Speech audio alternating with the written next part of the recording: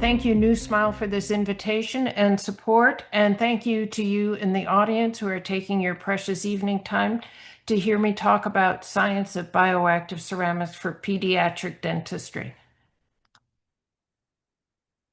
You probably don't know me, but I'm an engineer. I've been working in dental materials for 35 years. The last 2 decades I've spent focused on bioactive cements, and that's going to be what I talk about tonight.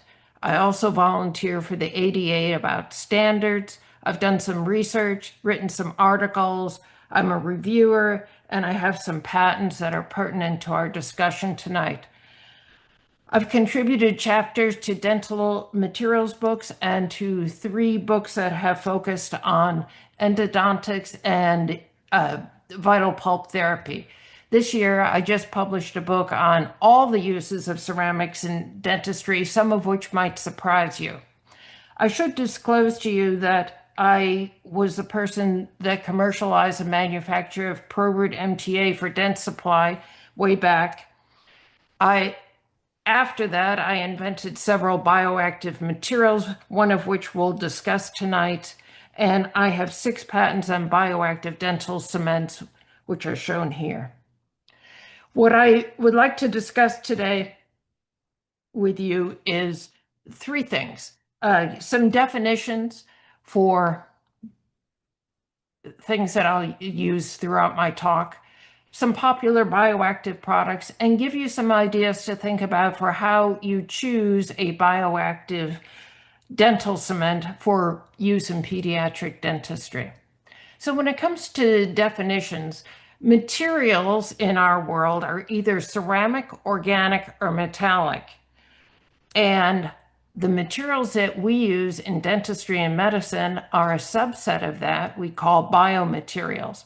Now, what I want to focus on tonight is really ceramic materials, which can be crystalline, glass, or combinations thereof. And I'm showing you some examples of ceramics in your life.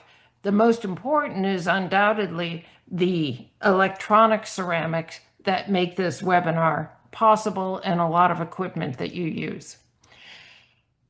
But let's even further focus on the bioceramics, which can also be crystalline, glass, or combinations thereof.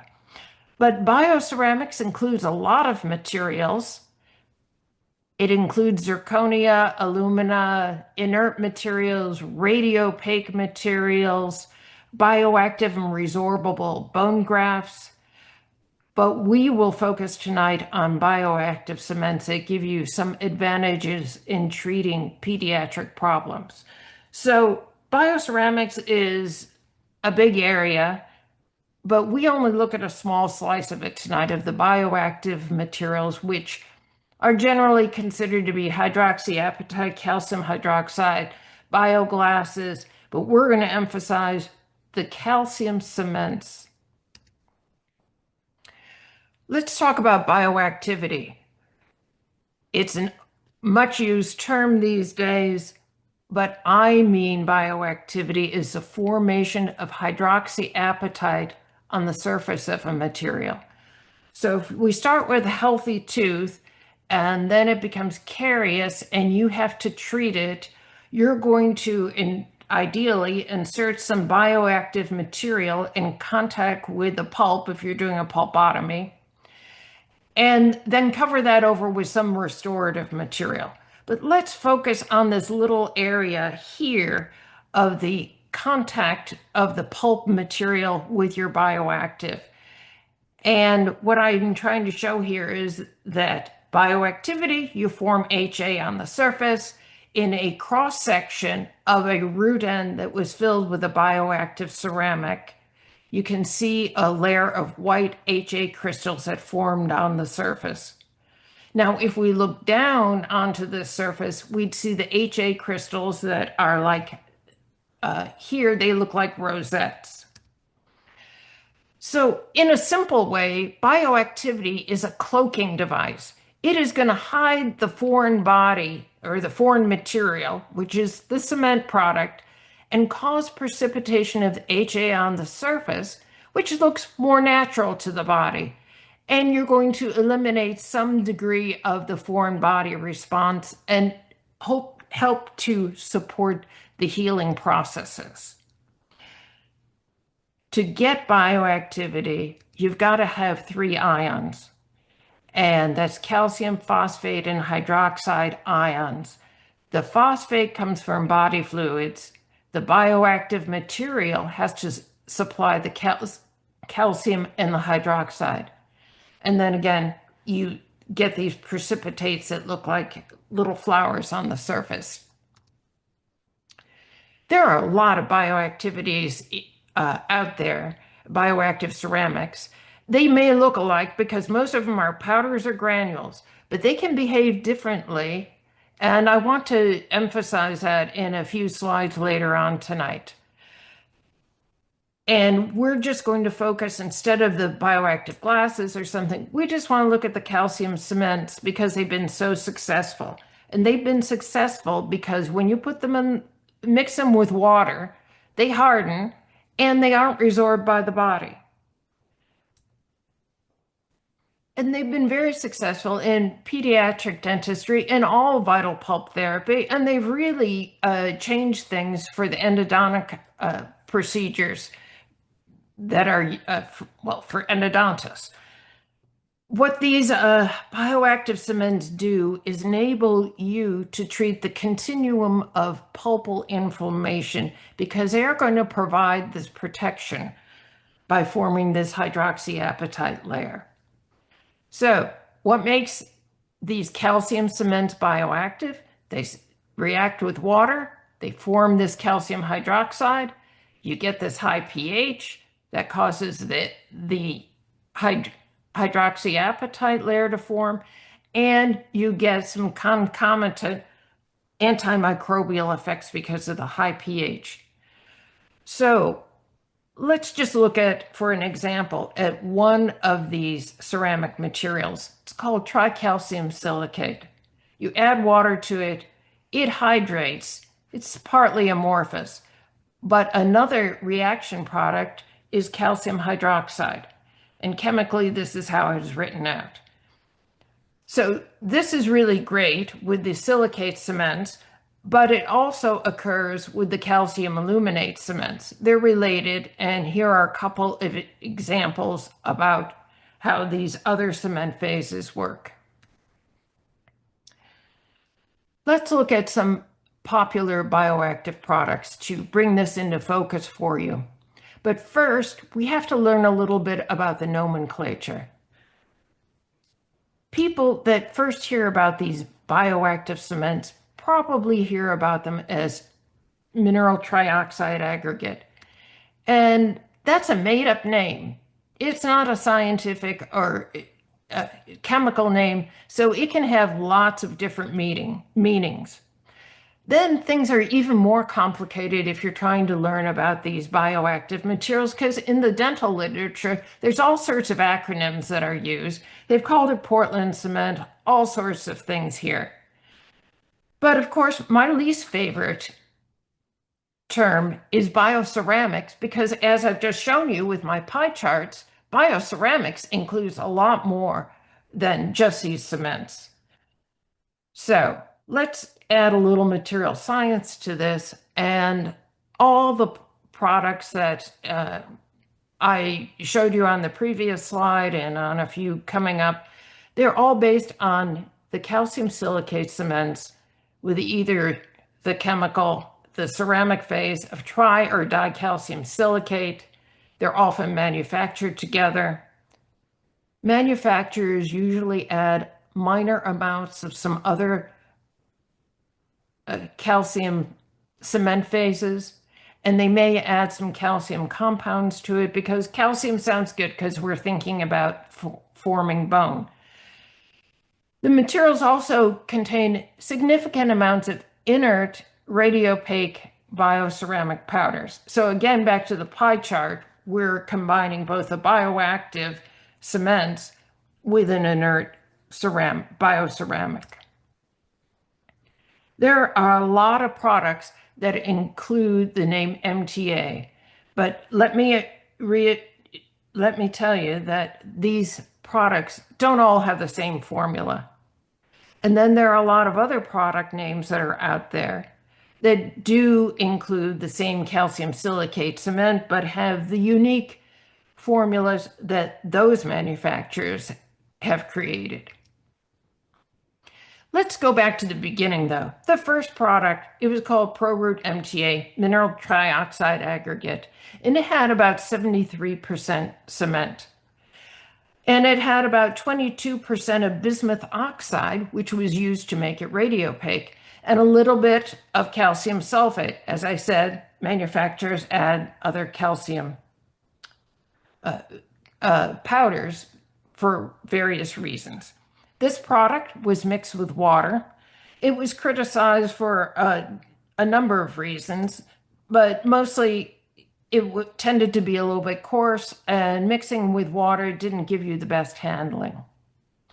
Biodentin, with which I'm sure many people are familiar, also had a lot of the tricalcium and dicalcium silicate cement, but very little of a material to give it radiopacity.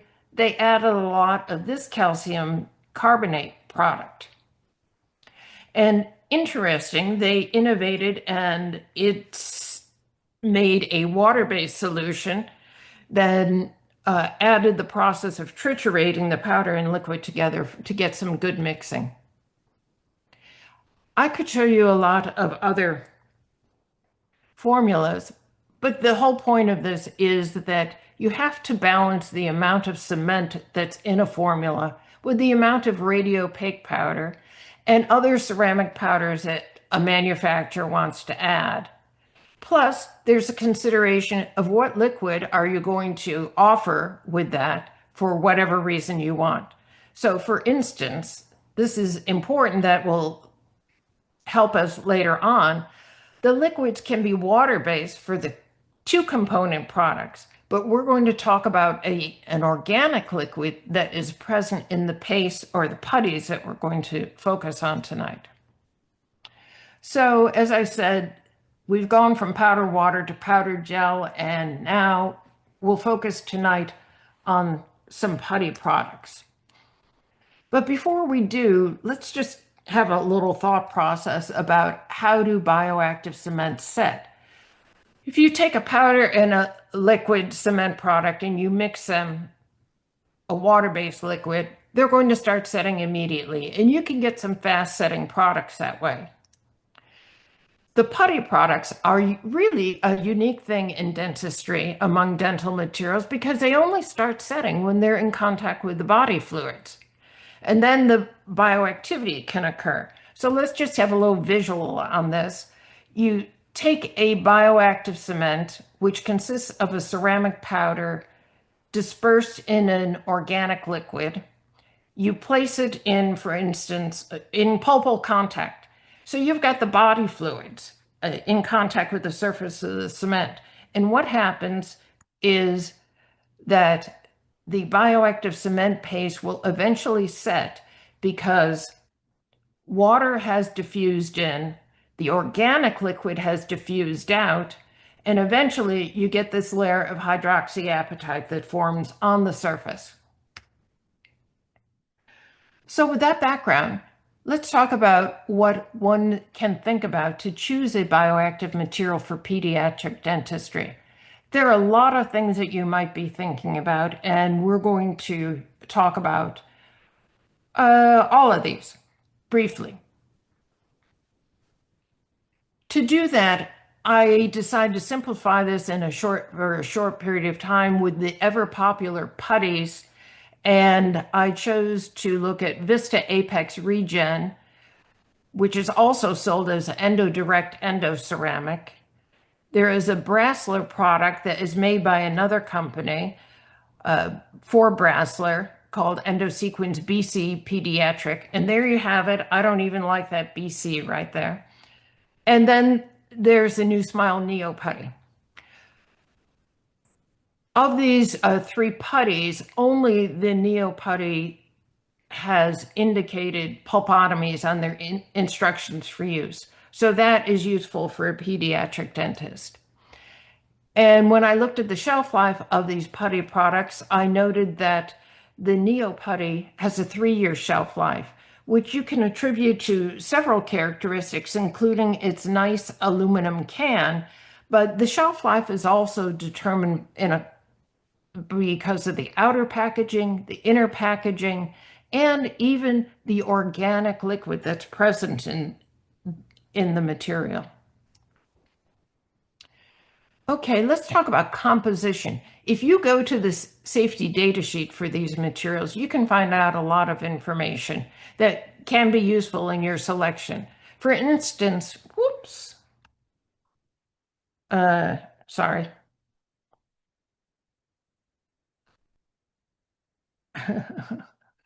Oh my.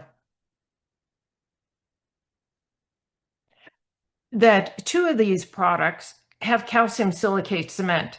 And that's important for something I'll show you later related to hydroxyapatite and bioactivity. The Vista Apex and the EndoDirect materials do not, but they do have some amount of calcium aluminate cement. So does Neoputty. But I want you to look at this because I told you before the original products had like 70 to 80% cement in them, and this is a much lower amount of cement. All 3 products, of course, have a radiopacifier, not the original bismuth oxide, but zirconia is very popular, and so is tantalum oxide. The other products disclose that they have calcium compounds in them, but the Vista Apex also says they might have some alumina or silica in them for reasons that intrigue me because of cement chemistry. But the Vista Apex on their website say that they had bioglass in their material, but that was not disclosed, and nor was it discernible when X-ray diffraction was performed to confirm some of these compounds being present. So this was courtesy of New Smile, and they did show that the cements that they say are the cements you get, and same for the radiopaque. But there was no evidence of a bioglass being present. So, okay, now we know something about the powder compositions, but as I said, you got to have powder and liquid in the system. These putties have undisclosed organic liquids that are in there, but they're roughly at about 20%, because that makes for a nice thick putty that you might like to use.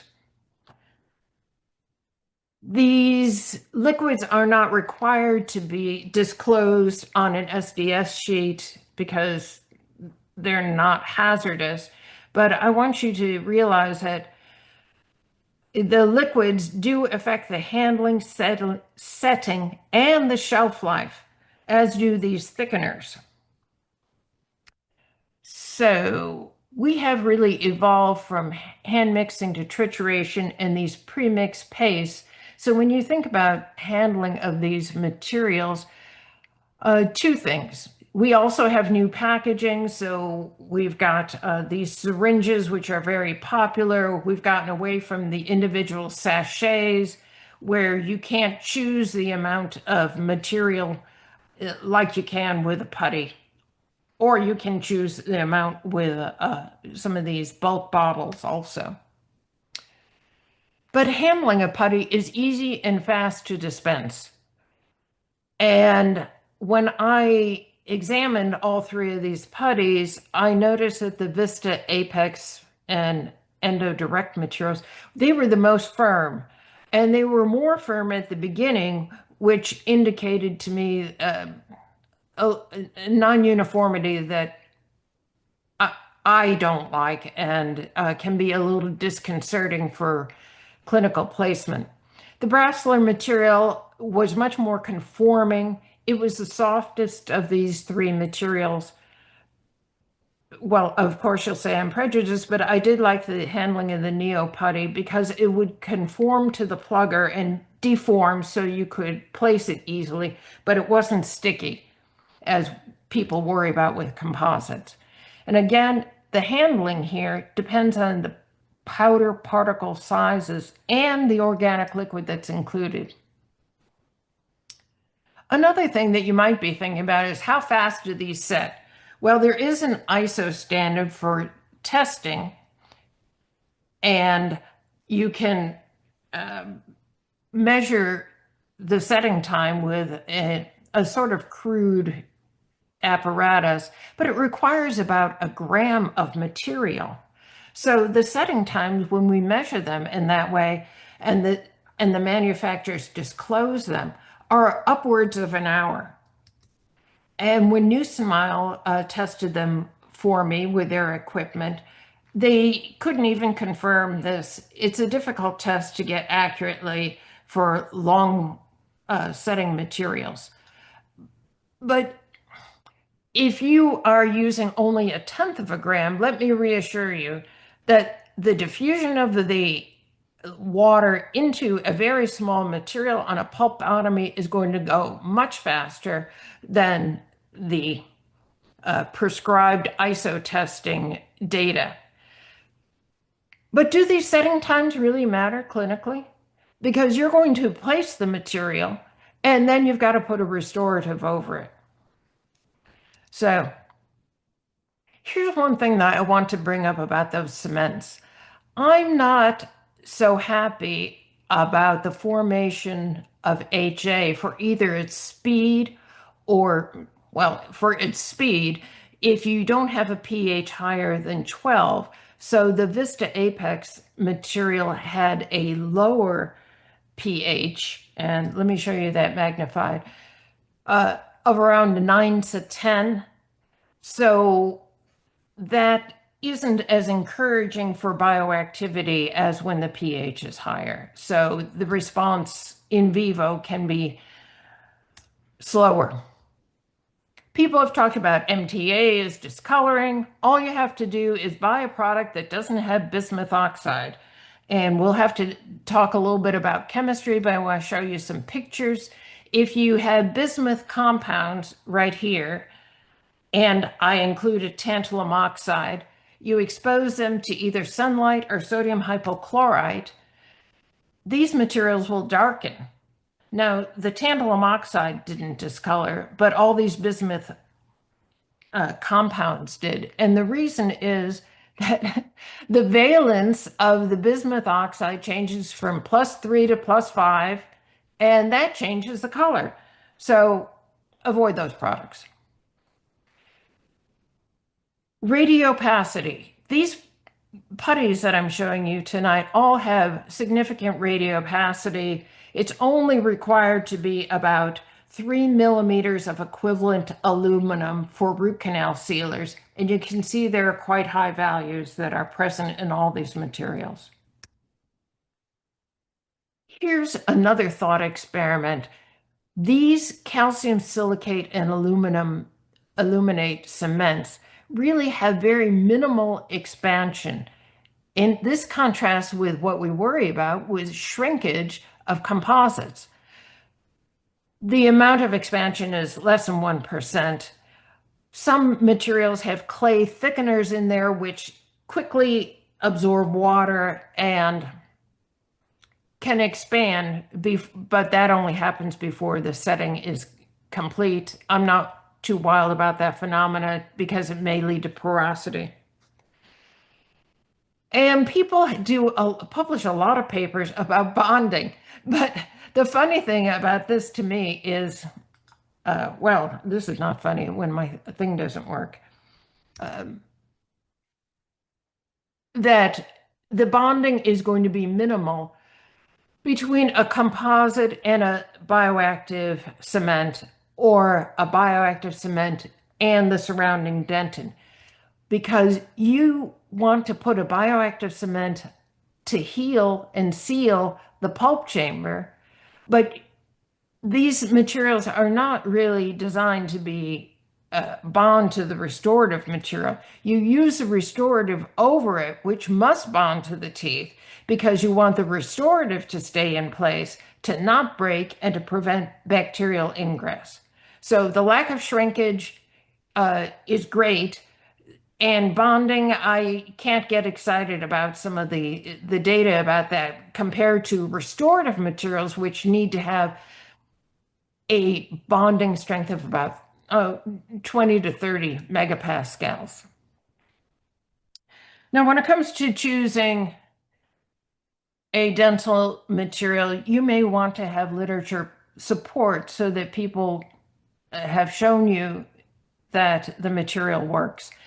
And neoputty, there are 23 publications on it, 7 of which are clinical trials, 2 case reports, and then several other articles that are on in vitro tests. But I didn't find any articles on the other 2 putties. And just as a note, in my EndNote library of references, there are 84 other articles that I've read about neoputty that at least mention it peripherally or in some way they tested it. So you don't need to see the whole list, but it's there. I'm getting to the end here. The biocompatibility and clinical response, I glided over that because that could be a full day lecture. But there are lots of articles that consider the calcium silicate cements that we're talking about to be the gold standard for vital pulp therapy in either primary or permanent teeth. And here's a list of some recent ones that make that statement, but it could go on and on. So you'll see some marvelous clinical responses with Dr. Ruck when he's coming up. So in summary, the calcium ceramic cements are really great for vital pulp therapy because, very surprisingly, they're bioactive, form this HA layer, helps healing. There are a lot of products out there. I think you should think seriously and carefully about how you buy a product. And the putties are very popular, but they're not all the same. So I gave you a laundry list of how you might want to choose things, and I hope this will be helpful to you in the future, thinking about not just bioactive materials, but choosing any other dental material for your practice. Now I have the great pleasure of turning it over to Dr. Ruck, who's going to show you some clinical results and will be much more exciting than this. But I do thank you all for your time. It was very kind of you to be here tonight. And with that, I'll stop sharing, and questions will be at the end, as we said. Thanks, Dr. Primus. That was awesome. I got really excited when I heard that she was comboing with this because she's like that the like the OG with all this stuff. It's rad. I remember in residency when we had a packet of Pro Root and it was so like it was new and it was expensive, so you had to like partition. It's like, oh yeah, this is the future. And now look where we are now. So that's kind of crazy. It's just rad. Let's see, let me share my screen and then share. That was awesome. Okay, can everyone see my screen? Yeah. Okay, cool beans.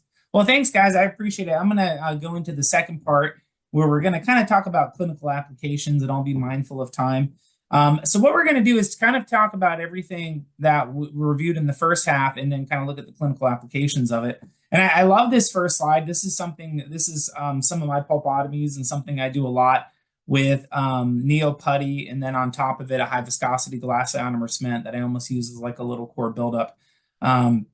What Dr. Primus just said is you can't really bond to these diene tricalcium silicates, so we're going to kind of fill that space and then prepare it over with a full coverage restoration or a composite on top of that. So just a disclosure, New Smile kind of helps us put these presentations on. And there, if I have any image that wasn't mine, I credit that doctor for doing that. This is just a little bit about me. I have 2 little wild kids who still aren't asleep yet that I could still hear. It's almost 9 o'clock here. Winston and Carolina, and that's my wonderful wife Magdalena, who is watching them while I get to do these wonderful things. So I appreciate that. I work at Cincinnati Children's Hospital 4 days out of the week in a private office. That's kind of our crew. We have a great group of faculty and staff doctors. Some of them you might recognize. And then I have a goofy Instagram and YouTube channel that has a bunch of examples of just videos that I make for the dental residents. This is the private office that I work at every Thursday, so I'm there tomorrow. Dr. Marie Callan, she's amazing. I've been with her for a little bit over a year now. Just trying to just keep my hands in all things. I really love New Smile, and I appreciate the time that they get to put on these webinars. One thing that I just actually like to talk about with New Smile as a company is the people that work there actually care about the products that they sell, and they care about you being successful with those products. And I can't say that enough. As far as if you ever have an issue with a product, a problem, you want hands-on training with a doc in nearby, they're really good at hooking you up with clinicians close by or just giving you some personal feedback on certain products if you're having a hard time implementing them into your practice. So I do think New Smile is a company that cares about you as a provider and then also cares about the products that you're using to be successful in your practice. So just some overview and objectives. The four things, so now we're going to kind of implement everything that I just talked about and then understand how the ditricalcium silicates actually respond to pulpal inflammation and how they kind of differ from previous current standards like ferric sulfate, former creosol, and then look at how that clinical application is performed when we're doing pulpotomies or revascularizations or even indirect pulp therapy in the dental clinic. I just like to put a little code right there. New Smile puts all of these YouTube videos online, and it's a really cool resource for you guys to check out if you want to listen to other people's talks. It's just really nice. I actually refer our dental residents to there. Same thing with like the sewing or some of the other products. All right, so we're going to get into MTA or not MTA, ditricalcium silicate base liners and pulp. I got to edit this now. Liners. I joke that MTA is now like the word Kleenex or like a pop. Like it's not really. I'm the same way when I talk to our doctors. Ditricalcium silicates. So we're gonna get into MTA or modified liners and then MTA putties. And so our indications for a product like NeoLiner, so something that has resin in it, would be anytime we do indirect pulp caps, and then anytime that we have vital pulp tissue. So that would be apexogenesis, direct pulp capping, partial pulpotomies, full pulpotomies. That's when we're going to use our pure ditricalcium silicates that don't have any resin-based products in them. This is just something that I got interested in when I started coming back to work. And I noticed that there was this large change in pediatric dentistry around like 2015, where we weren't doing as many pulpotomies. And now with these products, it blows my mind what you can get away with vital pulp tissues because their ability to actually heal pulpal inflammation. So this is just a study that I did when I first came back just to look at our program's usage and our utilization of indirect pulp therapy has completely flip-flopped with our vital pulps. So this is the group of publications out of Maryland from Jim Cole and then Vineet. They've come out with these really great. I forget when the first one came out, but it's a series of publications on vital pulp therapy, non-vital pulp therapy. Fairly recently, and I have it referenced in here, they came out with vital pulp therapy for permanent teeth as well. And one interesting thing that has kind of changed since I was a resident is that now these ditricalcium silicates are really the gold standard for therapy because we have more long-term clinical studies that are past 12 months. So we're going into the 24 months where your ditricalcium silicates are actually outlasting these historical medications like ferric sulfate and former creosol. And that's because we're actually medically and biologically treating the pulp. We're not just putting or fixating the pulp like with former creosol, and we're not just coagulating the tissue with ferric sulfate. We're actually inducing pulpal healing. And so you think about, like I was in the operating room today and I saw some young ones. So if I'm doing that pulpotomy on a 2-year-old, well, that has to last me a lot longer than just a year or two. So we're getting really good outcomes, long-term outcomes with our ditricalcium silicates. This is just some recent research. Dr. Primus put a lot of good articles in Neo Putty. And this was just a study that compared it to former creosol. And what's really interesting now is Sultan, who was the distributor for Buckley's former creosol, actually stopped distributing in the United States. And now we're kind of left with some other products that are pretty much just pure former creosol. So Buckley's former creosol was already a dilution that you were recommended to do a 1 to 5 dilution on top of that. So a lot of providers now, if they're using these other products, are using a higher concentration of formaldehyde and creosol. So, you're probably getting an acceleration of these resorptive effects from the inflammation that's left in these tissues. Or one, they're also getting a higher dose of formaldehyde. So just something to think about if you're still using formicreosol and you're not doing a self-dilution, is that the level of formaldehyde in creosol is even higher than what you'd have in Buckley's. And then looking at our MTA products, Neo MTA, compared to ferric sulfate, again, these long-term studies are showing that your MTA, your diene tricalcium silicate products like Neoputty are going to win every time because we're biologically treating the pulp.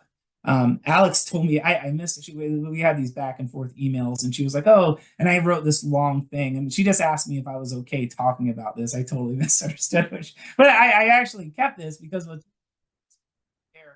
why are these now the gold standard? Well, I just, in one word that I outlined all the way up in this ridiculous paragraph that I wrote is that you get true pulpal healing, where these bioceramic materials, a very small section, these diene tricalcium silicates are actually able to address pulpal inflammation. So we'll kind of get to that, but what I really want to spend a little small time on is this inflammation, and then we'll kind of get to cases. So we talked about formicreosol and ferric sulfate, that they don't really address the underlying causative of a reversible or even the irreversible pulpitis. And that is, it's an immune response, which kind of blows your mind, right? You think about this tiny pulp cell tissues. What's going on is a carious process that has all these inflammatory mediators and then local immune cells. It's almost like an innate immune response. And then you have these odontoblasts that are localized to the dentin, and you have these sentient immune cells that are able to generate reparative dentin. How Dr. Primus was talking about, it's almost kind of ninjas its way in there and lays a layer of hydroxyapatite crystals that the body can then view as more bioappropriate.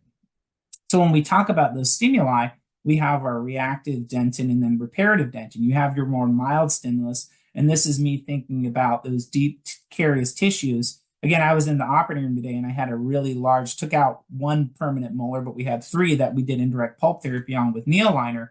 And that is those areas where I'm not concerned that there's a pulp exposure, but I want to put some medicament down that's going to promote that tertiary dentin healing that is reactive, and those odontoblasts are localized. And then we have our deeper stimuli like our pulpotomies or traumas or things like that, where we actually need to recruit dentin like our stem cells that can morphodifferentiate into odontoblasts like cells, and then kind of make this mishmash of reparative dentin. So again, our reactionary dentin to like a mild stimuli is very well formed and similar to dentin, where our reparative dentin is actually kind of, it's the way I think about when I do regenerative endodontics, is it's kind of like dentin, just like that's kind of like the root of the tooth. And it's not as well differentiated on a slide when you're taking a look at it, but it kind of makes dentin-like materials. And then when we get into our physical properties, so Dr. Primus is talking about this, but how do we translate that inflammation and that healing process to then the products that we select for a diene tricalcium silicate? This is a great study from 2022 that looks at different medicaments, calcium hydroxide based, bioceramic based, resin monomer based. And what you're really looking at, and Dr. Primus talked about this, is pH change, water absorption, and the cumulative calcium ion release. Well, why is that important? And then this is looking at your more pure products like your neoputties or things that aren't as adulterated. They're going to give a higher degree of calcium release than things that have a lot of resin-based product in it. And then what's really interesting, if you look at your calcium hydroxide products like Limelight, that isn't giving off pretty much any calcium release, which is kind of interesting. Okay, so again, what do we need in the bioactive material that translates into our clinical outcome? Well, that degree of proliferation in calcium actually helps with cell proliferation, and it's essential to that hard tissue pulp cells. And then, like Dr. Primus was talking about, the alkalinity is actually very important in these products. They all look the same, but they're, the different physical and chemical properties are important to the clinical aspect of it as well, because that alkalinity is directly related to our ability, that bacterial cyto effect, but also promoting tissue growth factors and the healing of that area. And then we want a product that doesn't dissolve readily in water, like calcium hydroxide, that leaves little tunnels, and then we get failure of that medicament. So when we look at our comparison between calcium hydroxide and MTA, MTA is going to win out every time, because one, it does a better job at sealing in that physical interaction between the two surfaces. It's also less cytotoxic and does a better job at causing cell growth in reparative dentin and regeneration. So whether when I was in dental school, you can throw your dicalvitribond in the trash can, and then you can also throw your calcium hydroxide based products as well, in starting to select. Again, it's just the evolution of these materials as they become better, and we understand that a little better. So getting into specific products, we have, again, our pure neo-putty, like Dr. Primus was talking about. It is a putty-based material in a organic liquid. And then we have a di and tricalcium silicate, or neoliner, that has resin in it. So we're going to use this in our times where we get direct pulp exposure, and then this is just going to be in our areas of indirect pulp therapy. One thing that I always want to point out with neoliner is that in the IFUs, it says that you have to bond prior to placing. And I believe, and correct me if I'm wrong, but that was just to get the product through from a material science standpoint. But I put it, you use it just like you would use dicalvitribond or Theracal LC. It's going directly over those deeper areas. So you don't have to etch and bond prior to its placement. You place it less than 1 millimeter thick, and then you etch, bond, restore over those areas. Another interesting thing when you look at competitor-based products is some of them say that you can use direct pulp capping. Well, anything with resonance, remember, our purple cells are cytotoxic to unpolymerize monomers. So when you look at these nuts and bolts studies that look at resin-based products like Theracal that are directly placed over pulp, that they find that unpolymerized resin monomer is cytotoxic to those pulpal fibroblasts. So I would stay away from any vital pulp tissue with these materials. Again, calcium release is important to these products. Neoliner has a high degree of calcium ion release, and this is New Smile, and this is internal research that's here. Okay, so when we look at clinical applications of this, the thing that I really love about this product is it comes with a sealant tip, and you can just put it, I believe it's a 22 gauge, is you can just put it exactly where it needs to go. It's so easy to place. I love it. We use it in all of our operating rooms now. All the docs love to use it because it's so easy to use. And it translates into what Dr. Primus is saying, is that you're not getting any of that medicament on your margins, so you can get a good composite bond. Here is an old amalgam that we took out. And again, we want to layer that floor where that pulpal surface is hitting, so we're not etching directly over that, causing post-operative sensitivity. Every time I see these on my schedule, this makes your butt cheeks tight, and because that pulp's hanging out right there. Well, what are we going to do? Patient's asymptomatic. Again, a lot of this and what you're going to use and select is based off the symptomology of the patient and the level of caries. Selective caries retention, plenty of research that shows we can use affected dentin or leave that behind as long as we get a good marginal seal. And the alkalinity of this product and also the degree of calcium ion release is going to help with that tertiary dentin formation, but also act as an antibacterial to that product as well. My boy, I always have to give a shout out. This isn't Paul's case, but Paul taught me how to do this. Dr. Paul, he's the man. And this is just using a smooth orthodontic band. Again, I'm covering up that area where I'm concerned about pulpal exposure. And then I build that medicament up, and we can kind of see that orthodontic band hanging out there for these molar hypomineralized teeth. When we get, and sorry, I apologize, I'm speed running through this just for time, but I have these are all on the YouTube as well. The YouTube, I just sounded like an old man saying that. But when we do vital pulp therapy, these are, again, are going to be our pyridine tricalcium silicates like neoputty. So Dr. Primus kind of got into this, but this is kind of how our hydraulic calcium silicates, the water, and this is why I like to focus on this, or the body fluids of the tissues is what causes that chemical reaction. So I always like to, and I will show this for a second, but I always like to make sure I'm using a moist cotton pellet. You don't want to look inside that tooth and there's, zero, either a little pool of heme or you're not using a moist pledget. And this is just showing bleeding for a second, where that's a little too much pulpal bleeding before we're putting that material over. And I'll finish up in just a second. I apologize. And then make sure we have time for questions. But what you really have to make sure when you're switching from formicreosol or ferric sulfate to these products is that we really have to understand what pulpal bleeding means in relation to the inflammation. I could put ferric sulfate or formicreosol on a tooth and it's going to stop bleeding, but that doesn't mean that pulp is going to be successful and it's not going to fail. So we really need to understand the difference between that and then when we have to do other procedures like a pulpectomy or things like that because there's too much periapical inflammation.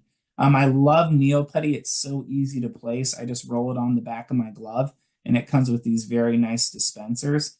And then once I remove my cotton pledgets, I really just take the neoputty off my glove and pack it into the tooth. But that's the level of heme that we would want to see for that. A little bit of pooling. It's not filling up. That's an appropriate amount of heme. And this is with my intraoral. That's a lot of neoputty. So I kind of probably used a little bit too much there. And then we're condensing it down with a moist cotton pledget. And then putting a glass ionomer cement over this to fill that area. And then that's just, you don't have to do that. That's just something that I like to do. If that kid's eating a Jolly Rancher or something that pulls that crown off, I know that my restorative material is still well sealed. And then just kind of showing my crown workflow. Again, one thing I'll show a few more slides too, but bleeding is so important when you're doing pulpotomies. So this was a tooth and you'll see we'll suction it and that heme is going to fill right up. So this tooth is too symptomatic. Maybe the parent was telling me, oh yeah, they've been waking up having spontaneous pain. So we really need to understand our diagnosis of reversible, irreversible pulpitis, symptomatic apical periodontitis. We have to understand those endodontic diagnoses so we can be successful. So we ended up doing a pulpectomy on this. And I just love it because it looks like a little hat. So that's an acceptable amount of heme. And then this is not with sodium hypochlorite. This is just with a moist cotton pellet that we're packing to get pressure hemostasis. And then what's really rad is we're saving so many of these kids from needing root canal therapy. I would say if you're getting into doing permanent molar pulpotomies, I would get some surgical length right angle slow speed burrs. I use a right angle surgical length number 4.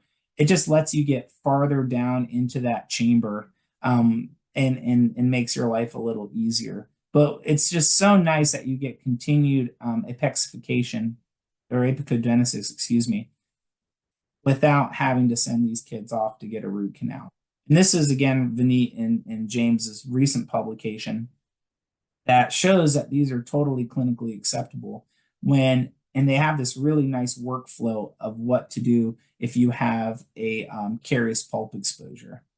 This is one case from Dr. Matt Lucero, kind of demonstrating direct pulp cap or pulsar pulpotomy in these clinical situations. And then a full pulpotomy is a case that we did. And then I do a lot of endodontics and trauma. I love doing these. I would have just sent these kids to the endodontist previously. This is a young man that fractured this tooth. And what's really rad is this is the second time he fractured this. So imagine if the first time this kid had a full root canal and he fractured it again, well, then we would be doing a retreatment. So this is awesome because this is actually the tertiary layer. So I just did another pulpotomy, and this young friend's doing wonderful. And then we do a lot of apexification and revascularization. So what's really nice about these di and tricalcium silicates is the stimulation of apex generation of this tooth. And I have another lecture on that if anyone's curious, where you stimulate bleeding, place a collagen barrier, and then place your di and tricalcium silicate. Well, here's this young man at follow-up, and they're asymptomatic, and we can see that there's continued apical morphodifferentiation. And then this is my last favorite story. These are my two dogs, Waffle and Maple Syrup. We got a pulp exposure here because he's a wild man. And then we just did a little neoputty pulpotomy. So not tested on animals, but tested on this animal. And he's still a happy guy. It's still in there. So thank you guys. I know that was a speed run, but I have a lot of cases. And if anyone has questions, I'd be more than happy to share my whole presentation with you. I don't give whatever y'all want. Awesome. Thank you so much, guys. So it is 7:56 or, 5 minutes till ending or whatever. But I think Dr. Ruck and Dr. Primus are happy to stick around for a little bit longer. If you want to ask any more questions. We don't have any questions in the question box as of this moment. So ask away though. And but if anyone needs to leave and get to whatever it is they're supposed to be getting to, you'll still get your full hour of CE credit. So stick around for questions if you want. If not, definitely be on the lookout for that survey from Nicole or Zoe. And then once you fill that out, send it back. They will get your CE to you within 24 to 48 hours. Look in your junk mailbox or whatever it is. And then if you can't find it, then reach out to us. Let's see. Still no questions. Somebody, let's see, who raises their hand? Whoever, oh, I have a question. Ding ding. Yay. Uh, do you recommend 35% H2O2 superoxyl for primary teeth as a cotton pellet? I wouldn't. You don't really need. So this is I'm guessing they're asking for hemostasis. You don't really have to use any sort of additional like tertiary product to get hemostasis. You don't need to use superoxyl. You could use like if you look at Jim and Vineet's research, there's really nothing that's going to give you a better outcome. You could use like 3% sodium hypochlorite. If you look at the American Association of Endodontics, their vital pulp therapy, they do recommend placing sodium hypochlorite, but that's for like permanent molar pulpotomies. I just follow the AE. But yeah, superoxyl, I mean, I don't necessarily think you would need that. What I would be worried about placing superoxyl, because we do a lot of internal bleaching, is that there is a slight increased risk for internal resorption as that superoxyl can penetrate into those tubules. So I'd be a little worried about a potential for resorption, internal resorption, if you're placing superoxyl pellets inside the pulp chamber, the vital pulp chamber. So I would say I wouldn't do it. I would just use, if you want to use something, I would do like a 3% sodium hypochlorite, which you don't even need to do because the alkalinity, like Dr. Primus was saying, I keep saying her name. I apologize, doctor. Of the material is 12. So in sodium hypochlorite, the alkalinity of that is also 12. So it's kind of like you don't really have to, but you could use a sodium hypochlorite pellet like 3% if you wanted to. Right. Uh, we do have somebody raise their hand. Dr. Pasternak, I see you raising your hand. If you have a question, if you could put it in the Q&A that's at the bottom of the screen, we will answer your question there. Otherwise, maybe you're just waving at us, so hi. Any other questions I know these two amazing doctors probably answered all the questions you have about bioceramics and more. But they're always here to answer more questions if you guys have anything come up.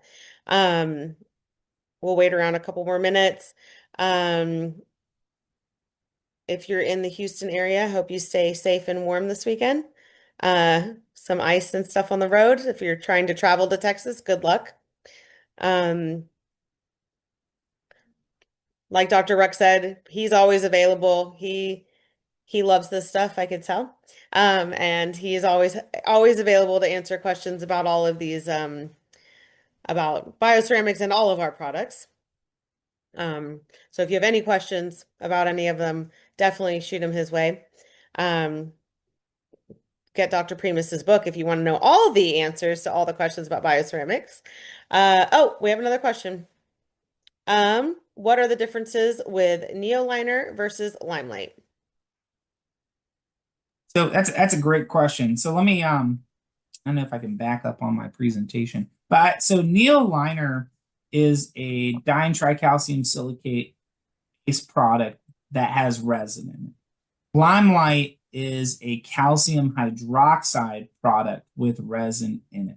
So if you look at that 2022 study, what I want to point out is that limelight is not really going to get what you want from a product that your goal is to get the benefits of a tricalcium silicate, because it is a calcium hydroxide. And what I really want to show is the pH value changes. So this is 90 days, and this is kind of what Dr.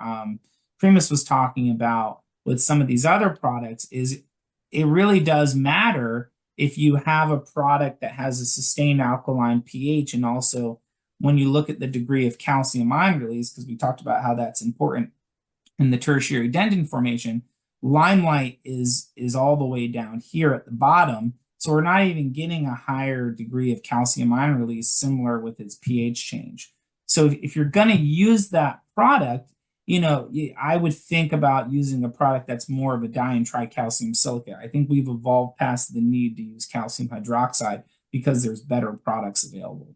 And neoliner would fall into that as far as a product that is calcium silicate base. It's going to give you the benefits of those materials. That's going to kind of beat out a calcium hydroxide based product. Awesome.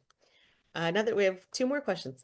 If you use glass ionomer cement for crowns, do you recommend using the same product as your core buildup?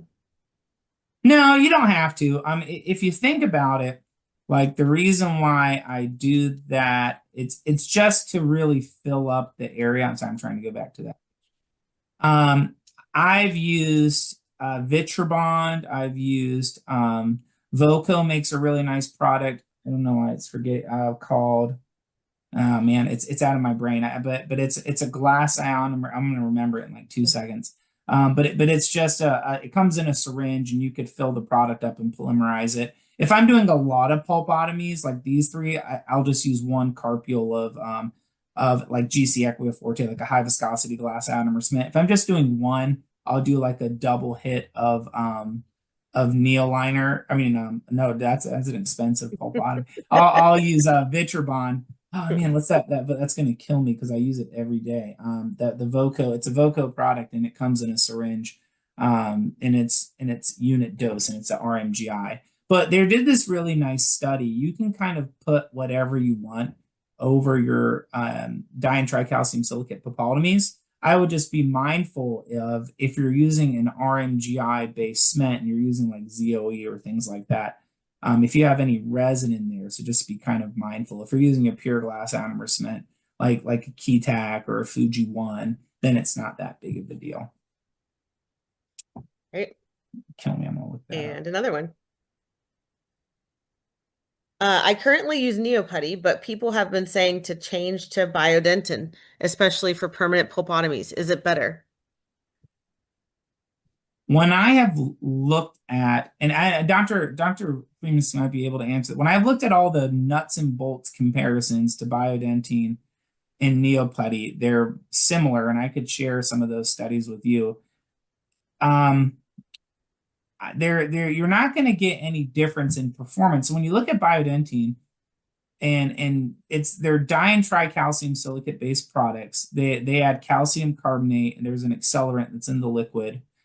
So as far as what you're getting out of it, there's, biodentine, when you read all these studies, is what they compare a lot of these MTA products to. So if you look at the neoputty studies that they compare to biodentine or MTA plus, you're not going to see a difference in those. There's not a difference in the gross alkalinity of it and in the biochemistry of it. You're not going to see a large difference using one or the other. I think the biggest thing when you start doing permanent molar pulpotomies is really understanding the underlying diagnosis of that inflammatory pulp tissue. And if you look at studies that there's even studies that look at symptomatic apical periodontitis and doing pulpotomies. And there's still a success rate, but it's 70%. But what that means to me is that if there's a continuum of reversible pulpitis, irreversible pulpitis, symptomatic apical periodontitis, it depends on where we're catching that tooth and the success outcome of the ability to the pulp to heal from that localized inflammation. But no, I think it's safe to say that, like Dr. Primus was saying, neoputty has now been studied enough to where it's in that A tier as far as how people felt about biodentine when it first came out.